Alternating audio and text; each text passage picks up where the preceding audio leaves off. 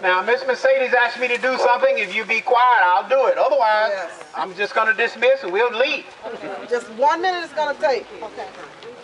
You know, everybody's got a conversation. Everybody's got a little caucus going on. And let me explain what I asked Yeah, you go ahead and do that. You tell Okay, what I asked you, because I know we have a lot of young people here, and even a lot of older people here that don't really understand what happened here on this bridge. So I asked him to take a moment and explain to you what happened, so you know why you're here, and you know what we are fighting and struggling about. So just take a minute and let Tyrone tell you.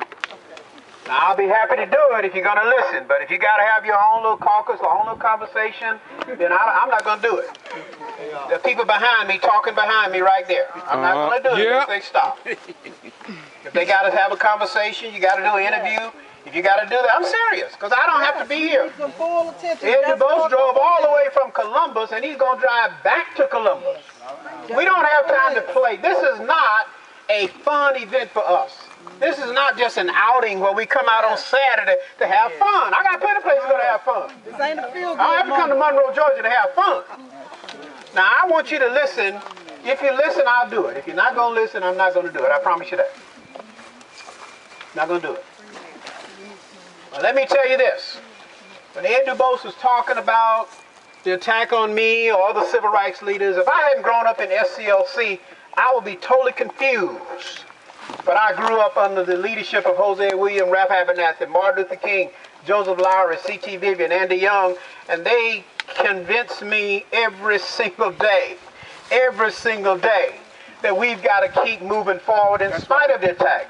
Andy Young, every time he sees me, he grabs me and he says, you know what we taught you now? When you were a child, we taught you what to expect in this movement. And we told you that if you couldn't take it, don't join it.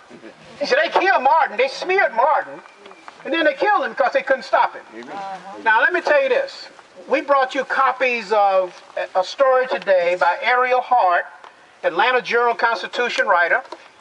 We brought hard copies to First AB. Some of you picked up the article. It ran on January the 20th of this year, the day that we were honoring Dr. King on the national holiday. She's writing about how Dr. King was being attacked while he was working to get the Civil Rights Bill through Congress. Now, you can find it online, arielhartajc.com, January 20th. You need to read that, because that will give you some insight into what Ed was trying to say a minute ago.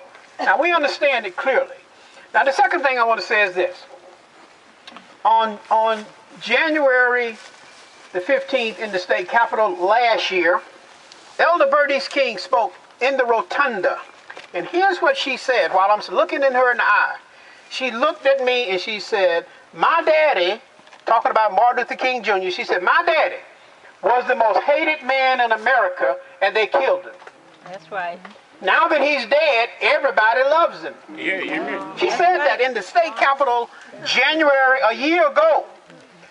On June 1 of last year, after I left Monroe and went back to the King Center to join Reverend C.T. Vivian that Saturday morning, we were in the screening room of the King Center. Reverend Vivian, Syracuse University, that's working with us on Mooresford, and Reverend King, Bernice King, came in there that morning to greet us, and she said, I'm so glad to see Tyrone and Reverend Vivian here. She said, we got all of these families from around the country who've lost loved ones. They're seeking justice. They haven't gotten justice yet. And she said, my family is still seeking justice because we want to know who killed my daddy. She said, Mr. James Earl Ray didn't kill my daddy, the government killed him. That's right. And she said, when my mama took her children and I into the prison in Tennessee to meet with Mr. Ray in 1998, we spent over 3 hours with Mr. Ray. And when we came out, my mama held a news conference. Judge Joe Brown had arranged all of that before he went to Hollywood to become a TV judge. She said, my mama held a news conference and told the world that we were more convinced than ever that Mr. James Earl Ray didn't kill my daddy, that the government did. Amen. Yes, And she said, Tyrone, you and Reverend Vivian got to keep on telling the world that we are seeking justice also in the death of my father, Martin Luther King Jr. Now, Mercedes wants me to tell those of you who do not know that the reason the Malcolms and Doyces were murdered on this bridge on July 25th, 1946 is because they refused to be some scared Uncle Tom Negroes. Roger Malcolm had gone out to Hestertown, and he had challenged a white man for saying inappropriate or doing inappropriate things to his wife. And they had a fight in the yard in Hestertown, which is right around that curve up there. This black man confronted this white man.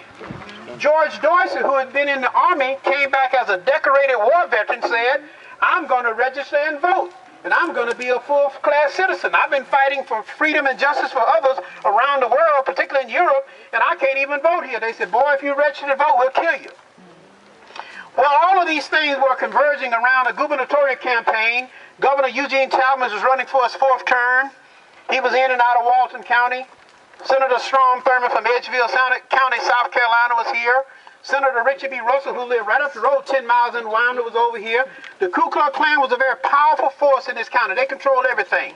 The Klan was the judges, they were the sheriff, they were the chief of police, they were the developers, they were the bankers, they had all the money, they were the big farmers, and they ran this county. This was the hot seat of the Ku Klux Klan. So after they arrested Roger, they didn't kill him over there in Hestertown. Roger fought Barney Hester, he cut him, they took him downtown to the Walton County Jail, and you'll see that during the reenactment. Held him for 11 days. Over that 11-day period, they planned the massacre on this bridge.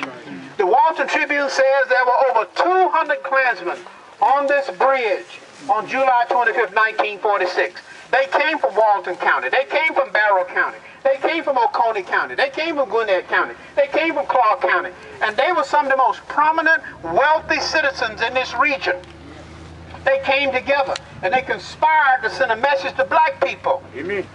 They used the N-word. I won't use it before these children. I don't do it anymore. They used the N-word. We're going to keep these N's in their place. Amen. We're going to teach them a lesson. They can't do that. Governor Talmadge was saying it in his speeches as he ran around the state on the stump, using the N-word, comparing black women to milk cows. Governor Eugene Talmadge, children. So on this bridge, which we consider sacred, a massacre occurred on July 25th, 1946. Killed those African Americans simply because they refused to be some scared Negroes. They were young, 21, 22 years old.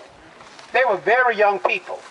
They were very young people. Kendrick was only 17. So some of them were like 4 years older than Kendrick. They were young, 21, 22 years old. They were not old people. They were young. And the mobsters were young. Some of the mobsters were in their teen years. Some were in their 20s.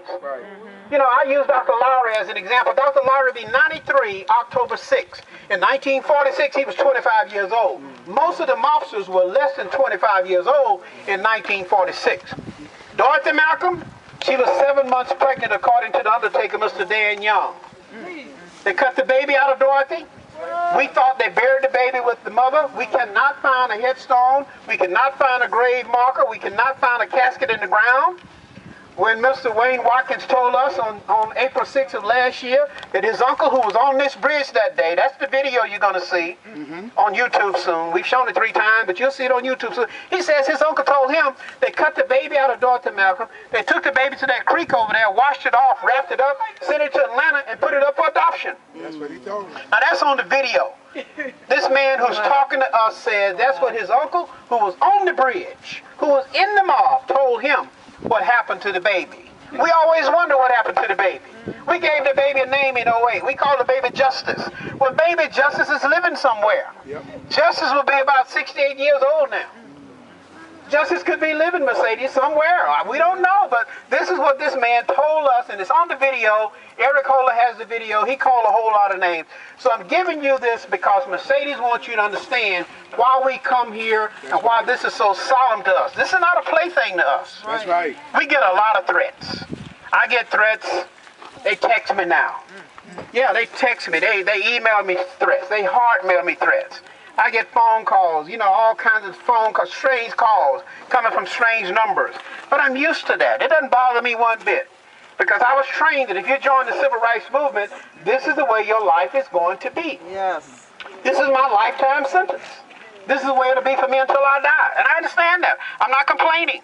Because I was told as a child, when I was about summer's age, well, if you join this movement, this is the way your life is going to be. And if you can't take it, you don't want to be in it. That's right. Yes. That's right. Jose always told us in seminars and workshops while we were being trained If the Ku Klux Klan don't kill you, the government probably will. Those are Jose's words, and Andy Young reminds me of that all the time, Ed. So I'm doing this because Mercedes wanted you to understand why we're here. We take this seriously. It's not a plaything for us children. SGA, Farrell High School, you need to take this information, you need to disseminate it. We want to thank Miss Lemon and others who brought you all here, and we want you to bring other children here. Now, one thing I'll say, this is it, I'm through. I was a little boy growing up in the country in Warrenton. My mother and grandmother had a relationship with two Jewish families, the Steins and the Tannenbaums. And every time I had a chance to go to their homes or sit in their stores in downtown Warrenton, these Jews were the two prominent people who would hire black folk. White folks wouldn't hire black folks in my little hometown. It was segregated, but the Jews who came from New York, they opened up their businesses to my mother and my grandmother, and we had a very good bond. They had to go to Augusta to worship. There was no Jewish synagogue in Warrenton. They had to drive to Augusta, but sometimes we would go to their homes. And sitting in their homes, and my grandmama knew how to prepare the kosher food for them, we would sit there and they would talk